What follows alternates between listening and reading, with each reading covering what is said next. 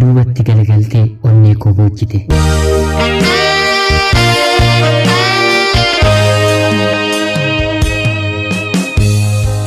jedheen yeroo nafuura waafadhu aariin koo fi yaanni koo waan narraa hir'ate natti fakkaata. Keessa kootu waa'ee keetti natti gubateera alamu.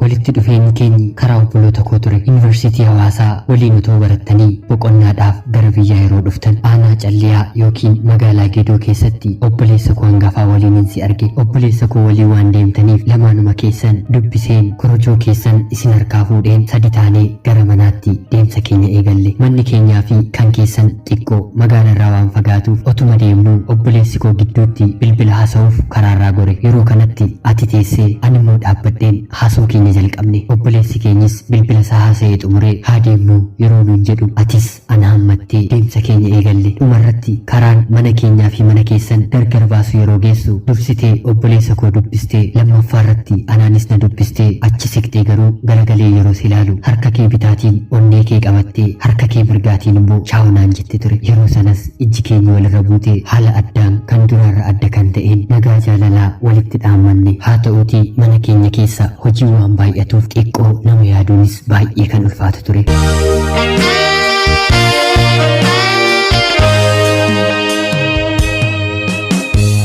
Torbanoota muraasa booddee harmeen kiyya gabaatti na ergite. Anis gara magaalaa Geedootti yeroon gadi bu'u akka carraa siin gabaa keessatti arge. Atis akka duraa yoon si gaggeesse malee naan jettee waliin daandii keenya imaluu jalqabne. Atis yeroo karaan mana keenyarraa gargar nu baasu gahuutti lakki hamma mana keessanitti nan si gaggeessa malee jettee daandii keenyarra dhufte. Anis tole jedheen haalli hammannaa kee garuu sodaa fi miira addaa ta'e tokko keessa kootti naquu jalqabe. Gara mana keenyaatti galuuf yeroo laga ceefuun gahus harka koo na qabdee akkas kanaan jette burgee koo sirraa jaalalli na qabeera. Guyyaan si argeetii kaasee waa'ee kee yaaduun hojii koo ta'eera naan jette. Anis akkamittiin ati hiriyaa obboloota koo miti jedhee yeroon si gaafadhu ayii maaliif akkas naan jetta deebii akkasii sirraan eegu naan jette. Anis tolee itti yaada jedheen atis maddii koo keessa na dhungattee achumaan walirraa gargar baane. Ammas laga ce'een yeroon gama keetti ilaalu harka kee afarsaa deebistee dhungattee achumaan chaa'u naan jettee walirraa gargar baane.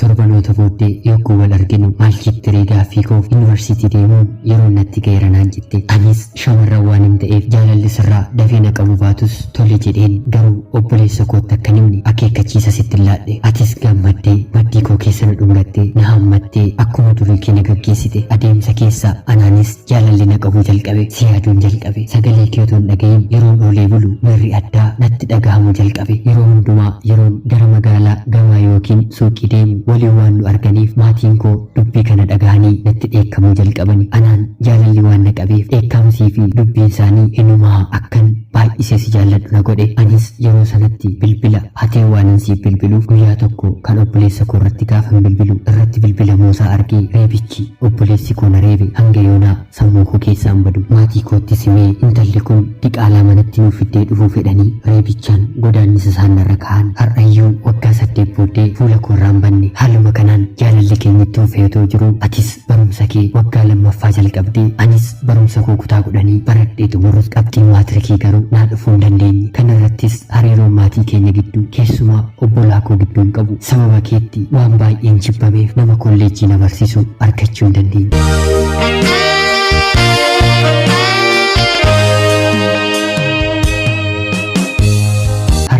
Akka barumsa kamiyyuu na barsiisuudhaaf humna hin qabne natti himte. Anis hojiin koo carraa kootti bahuun jalqabe. Haa ta'u malee kanuma keessaa otoo barataa jirtu baay'ee na jajjabeessita. Haga dandeesse dorgommii kamiyyuu yaali naan jette. Anis yaalee haa ta'u malee garuu qabxiin koo dorgommii kamiyyuu na dabarsuu hin dandeenye. Kana irrattis warshaa sukkaaraa fincaa'aa deemee hojjechuun si mariisiseen atis tole naan jettee haga ta'e achitti deemeen afuura koo baafadhe. Yaa jireenya gammoojjii sukkaara faabrikaa yookiin qarshii gaarii hin qabu yookiin fayyaa namaaf illaa turtii booddee huqqadheen namayyuu fakkaachuu dadhabeen dhukkubsadheen gara mana haadha kootti deebi'e. Akka carraa abbaan koos lubbuun isaa bahee ture. Kunis gadda gara biraa jireenya koo irratti dabale. Namoonni na argan quba natti qabu. Hinumaayyuu eenyu akkan ta'e isaa wallaalchisee ishee moo ishee miti jedhanii wal gaafatu. Harmeen koos haala koo argitee lammata biyyichatti sin deebitu naan jettee hanga dandeesse qarshii walitti funaanuun biyya hambaa deemuuf deemii piroosesii jalqabi naan jette. Anis waan harmeen koo naan jette yeroon sitti maddu deemii hanga sitti anis barumsa koo nan xumura isa dura garuu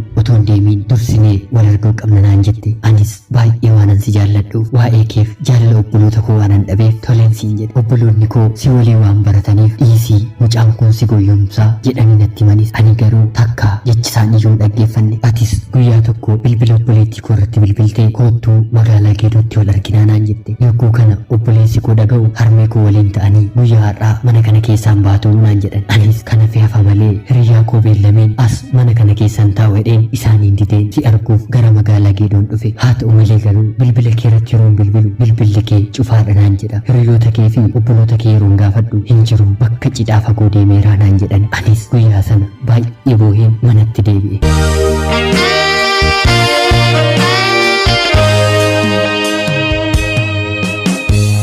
Gaafa manatti deebi'u obboleessi koo nan gafa rukuttaan ni na rukute jechaan ittiin ibsadhu hin qabu. Innis dhugaa isaati obboleessa koo waan ta'eef itti gaafatamummaa akkan ani bakka hin taane itti nafneef narraa eeguuf ture. Anis biyya Arabaa deemuuf piroosesiin koo naa dhumee viizaan koos naa dhufe. Finfinneerraa deebi'een obbolaa koo deemeen nagaatti jechuurra siitiin nagaatti jechuutu baay'ee natti tola ture. Kanaafis deemuu fidha koottuu wal arganaan jetteettaa yeroo nan siin jedhu yuunivarsiitii Hawaasaa barachaa waan jirtuuf qarshii tiraanispoortii ammaafillee hin qabu naan jedhe. Anis tole jedheen obboleessa koo magaalaa Finfinnee jirurraa baay'ee na dhukkubaa mana yaalaa deemuun barbaade yeroon isa jedhu innis rakkoo maal qabaree beenuu nan si geessa naan jedhe. Ani immoo lakkii qofaa koo deemuun barbaada jedheen qarshii 100 luqqisee naaf kenne. Anis magaalaa Geedoo yeroon ture hojii humnaa hojjechaa waanan tureef ishuma walitti gudunfadhu keessaa qarshii 400 itti dabaleen qarshii 400 siif ergeen atis dhuftee magaalaa Bishooftuutti halkan bareeddu jaalalaan guutamte waliin dabarsine. Anis imala koo biyya hambaatti godheen biyya hambaa keessa jiraachuu eegale. Dhugaa dubbachuudhaaf maatii koof kan hin bilbilurra siif kan hin bilbilu dachaa 100 caala. Anis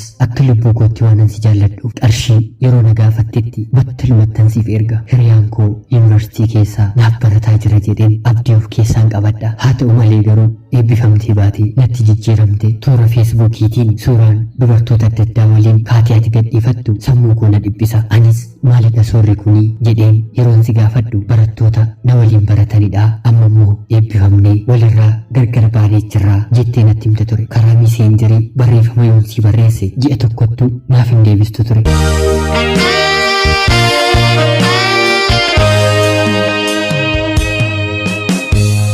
Halkan yaada keenya guba guyyaa hojii Araboota. Anis waanan godhu dhabeen waggaa lammaffaa yeroon fixu nan galeedheen yeroon si gaafadhu lakkin dhufiin an amma fuudhuuf of hin qopheessine achuma hojjedhu naan jette. Anis jaalalleen namaa wal arguuf wal dheewwata. Inni kan koo kuni maaleedheen rabbitti kenneen isa galuuf eeyyamsiiseen ture. Yaada koon jijjiire. Haaluma kanaan otoon jiraachaa jiru xiqqoo turtees amala biraa natti baaste. Dur bilbileeyyuu naaf kaasta turte. Amma immoo bilbilas yeroon siif bilbilu si'a baay'ee yoon bilbilee malee naafis kaasuu didde. Anis dubbiin kun mataa koo na nyaatee yeroon firoottan kee maaliif mucaan kun natti jijjiirameedheen isaaniin gaafadhu durumaayyuu dhiisisiin jennaan nu diddeetti naan jedhanii akka hiriyaa qabdus natti himani. Anis tole jedheen garaa koo kutadheen si dagachuu yaalus onnee ijoollummaa koo na boojjite waan turteef naaf milkaa'uu dide. Anis kanumaan tarii hiriyaa bira yoon qabadhe si dagachuu danda'at innaa jedhee yaadeen nama biraa waliin hariiroo jalqabe. Haa ta'u malee biyya hambaa waan hin jiruuf hariiroo kamiyyuu hin jalqabe tarkaanfii hedduu deemuu hin danda'u. Dhuguma akkan jedhees garuu